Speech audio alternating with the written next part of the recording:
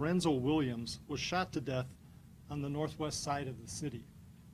This sparked a nearly 2-year-long feud, resulting in the tremendous loss of life and serious injuries as groups of individuals engaged in a social media-fueled act of retaliation that ultimately resulted in over 100 non-fatal shootings and at least 25 homicides. The loosely affiliated groups went by the names of Enzo Boys and Sean Boys and Wani Boys, but they lacked the traditional structure and hierarchy of a gang. In many ways, it made the investigation and prosecution of the cases much more difficult.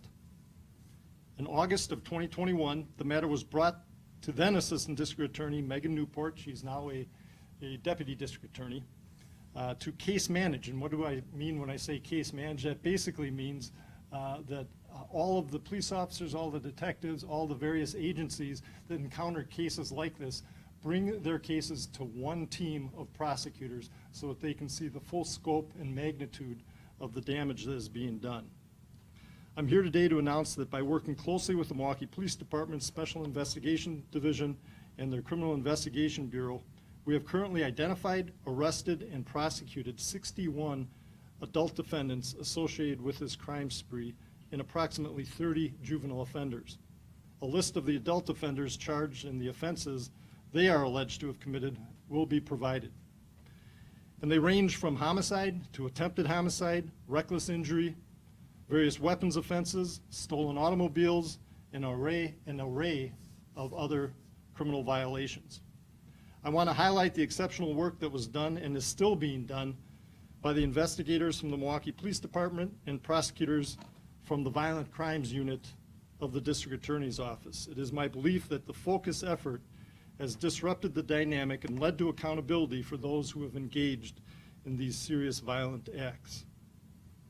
I also want to highlight a disturbing trend that developed during this time frame, and that is the rise of the use of converted semi-automatic weapons to fully automatic weapons. For a comparison, between 2017 and 2019, my office issued 4 cases involving fully automatic weapons, machine guns. Between 2020 and 2024, we have issued 70. And you will see with some of the charges that have been included here that, that this particular set of individuals has also been involved in engaging in that type of extraordinarily dangerous and reckless behavior in our community as well. To give you a flavor of the charges, here are some of the individuals charged who were central to driving the feud. There was Terrell Curran. He was a waiver from juvenile court. He pled guilty to attempted first-degree intentional homicide while armed and party to a crime. He was adjudicated delinquent of possession of a firearm. He was sentenced to 12 years initial confinement and 10 years extended supervision. Amarian Cornelius, he's pled guilty to first-degree reckless injury, use of a dangerous weapon, felon in possession of a firearm, and possession of a machine gun. Santel Oten, charged with 4 counts of first-degree recklessly endangering safety, 2 counts of first-degree reckless injury. Pled guilty to 2 counts of first-degree reckless injury, 2 counts of first-degree recklessly endangering safety. Sentenced to 10 years initial confinement, 10 years extended supervision. Kashawn McCullum, charged with possession of a machine gun, carrying a concealed weapon. Ronald Grant, charged with 7 counts of first-degree recklessly endangering safety. And Jeremy Zanders, Jr., charged with 3 separate cases, fleeing an officer, first-degree recklessly endangering safety, and he was adjudicated delinquent of possession of a firearm. The damage done to this community has been substantial. The message has to be sent that violent behavior will be held accountable, and we remain committed to working with the community to ensure that the conditions exist to allow a safe, a healthy, and a prosperous community. I want to turn this over to Chief Norman, and doing so, I just want to thank him and his team for the incredible efforts that they have made to address this problem. There's just no question in my mind that the dedicated focus efforts to hold these individuals accountable, and this has been difficult, and I'll have some of the folks from MPD explain why it's been so difficult. It has not been like a traditional gang investigation, and that is that they just have not followed those types of norms, hierarchy, focused on affiliation. This has been very amorphous, and it's taken incredible amounts of energy and effort by the Milwaukee Police Department to make those connections, driven again primarily by social media. So with that, thank you very much, Chief. I appreciate it. Thank you, brother. Yep. Thank you, John. Good afternoon. It's been the Milwaukee Police Department's hope that the charges announced today will put an end or reminder to those that they should not be involved in senseless crime being committed in our community. We are grateful for our partnerships, particularly with the District Attorney's Office, to hold individuals accountable that disregard and disrespect human life. It should be known that the Renzo Boys and similar groups are not traditional gangs. These are simple cliques that engage in violent and deadly crime over petty disagreements, including social media banter. Members of these groups lack organization, codes of conduct, street ethics, and loyalty.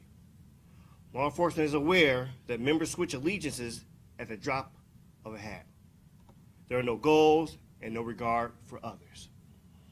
It is up to all of us in this community to put a stop to this reckless, careless, and senseless behavior.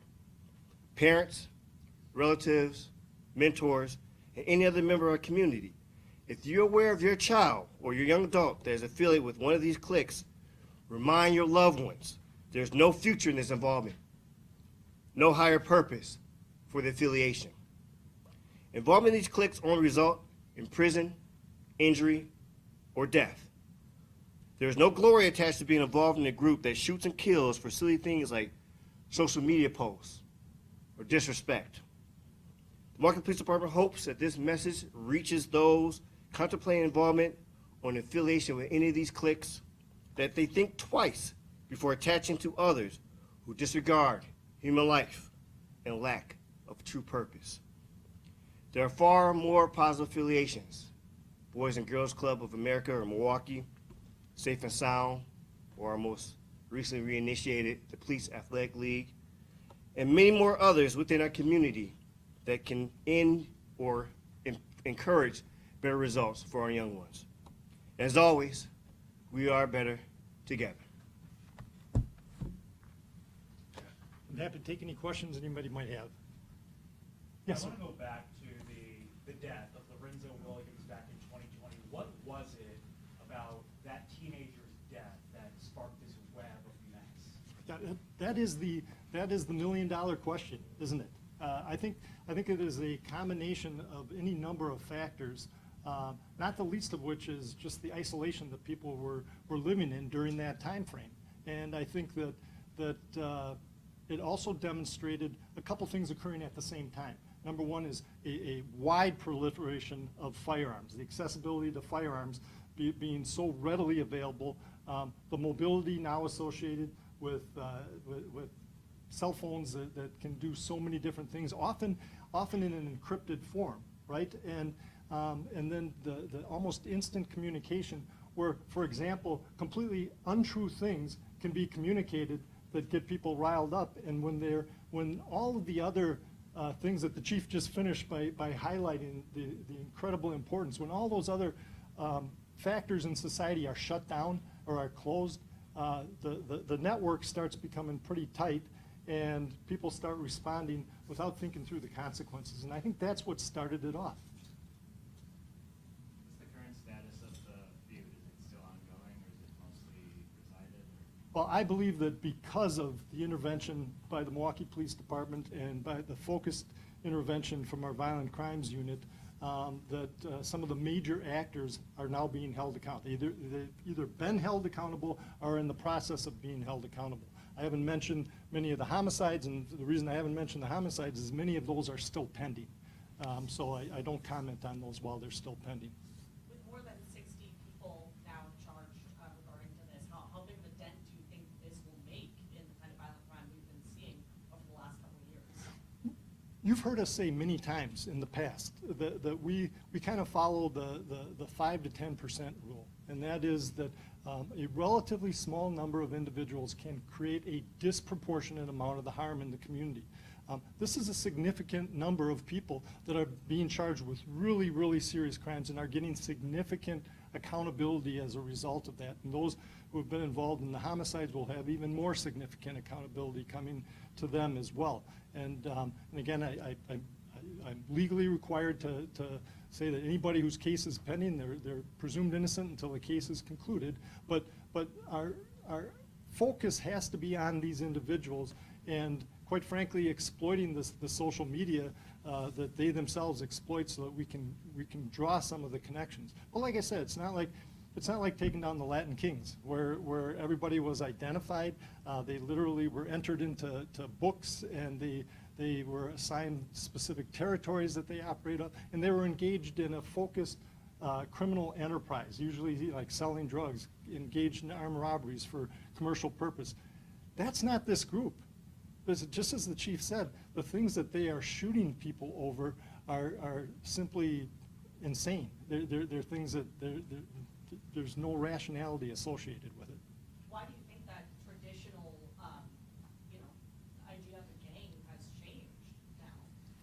Well, I think that, again, a lot of it is facilitated by the social media. I think people can just simply get what they need short term, because again, there doesn't seem to be that sense of almost like family loyalty that comes with it. Instead, these alliances shift, their loyalties change, and it's driven almost more by the adrenaline than anything else.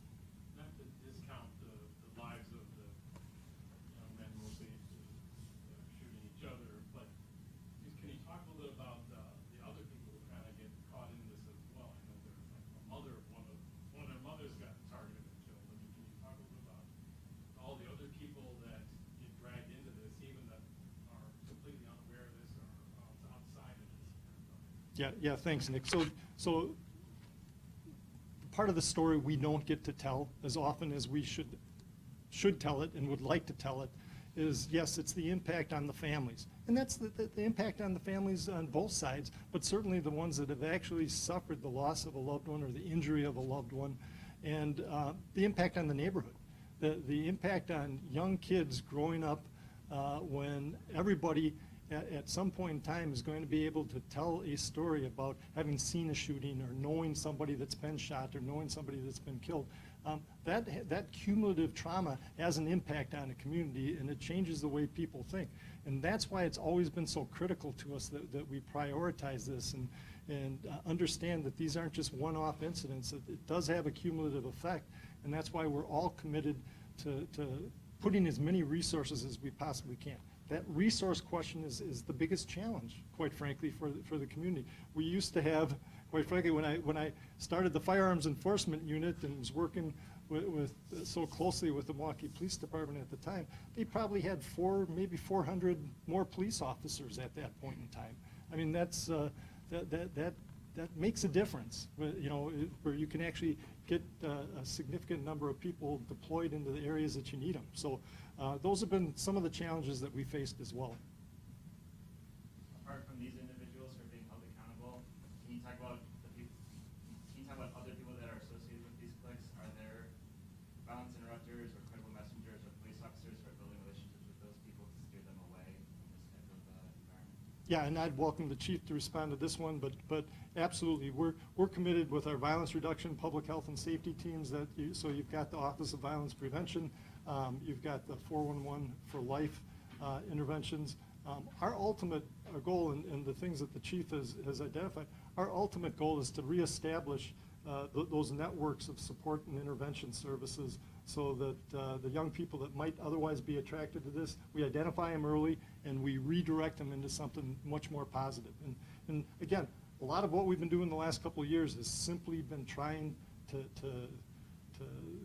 keep as under control as much as we possibly could under really difficult circumstances. But we want to get back into that proactive space again.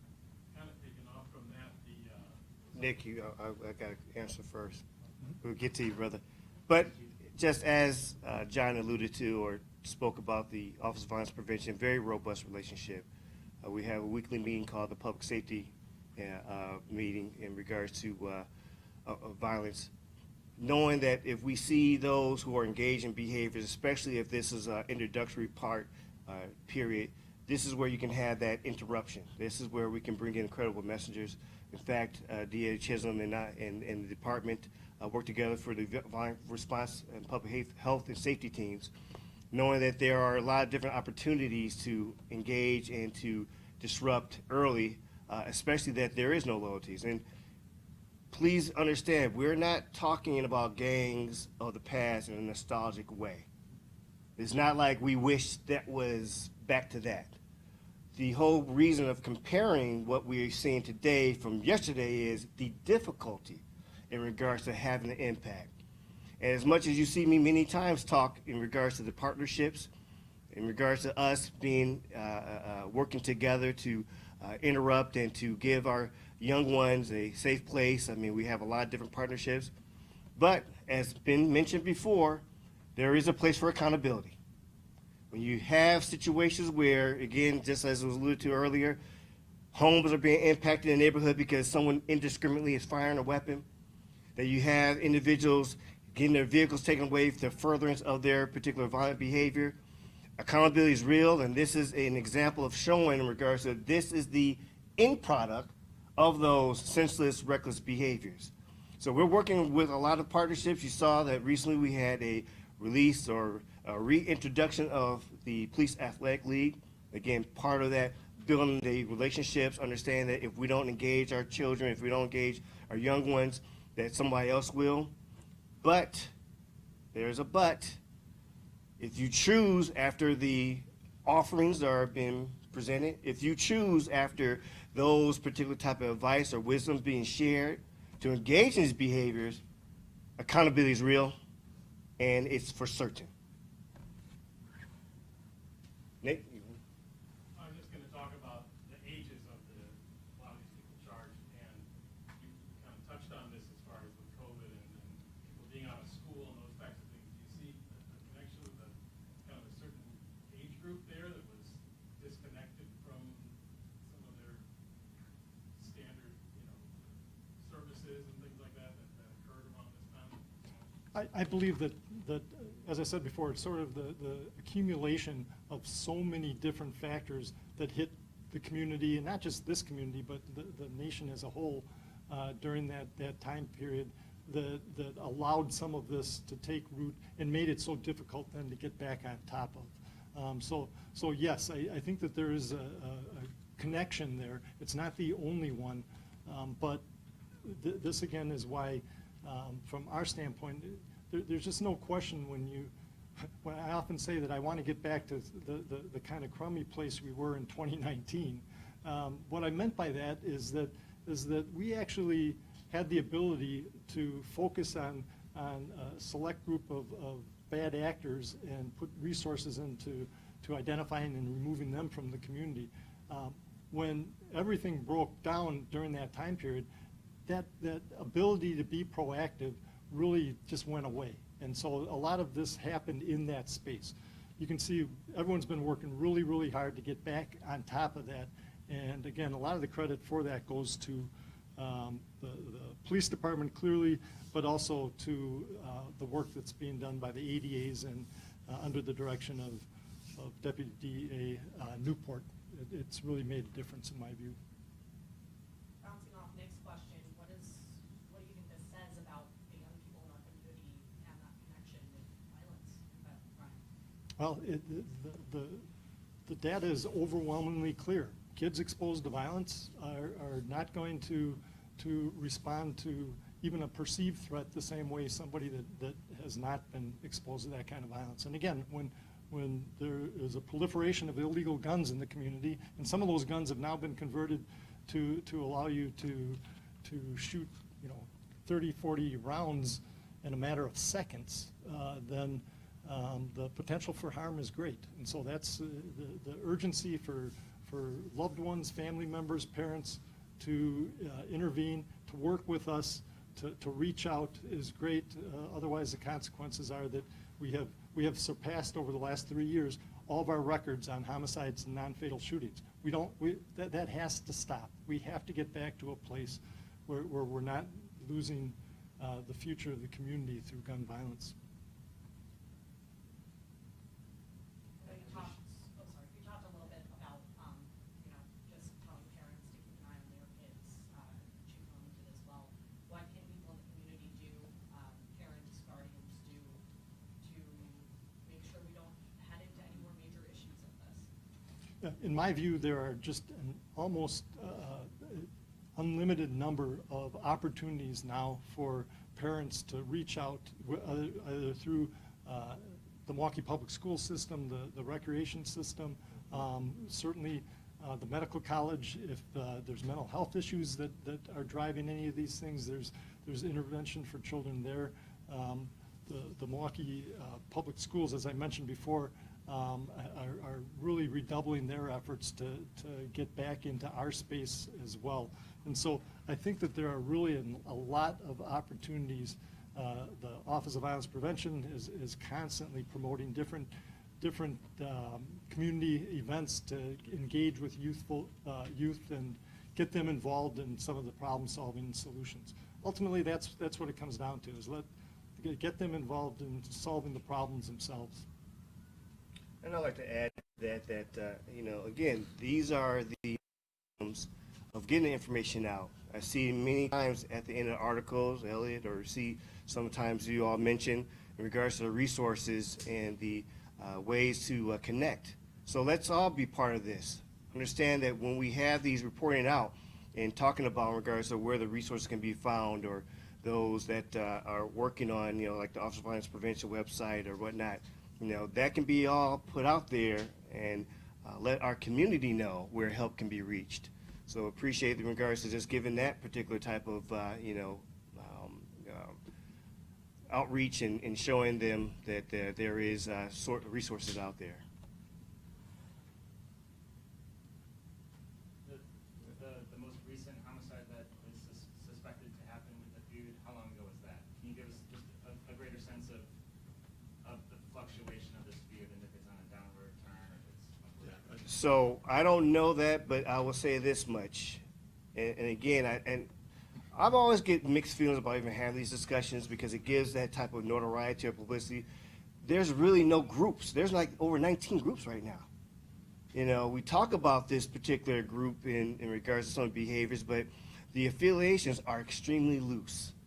One day you can be with one particular group, or individuals calling themselves whatever they want to call them, and the next day they're again get into disagreements or particular type of fight. So it's really difficult to say that any particular group per se is the main driver as we continue to see this, because it's a youth or young adult type of issue more than just any particular group. But we do see some people want to characterize themselves with one particular group, but it just the pendulum moves back and forth.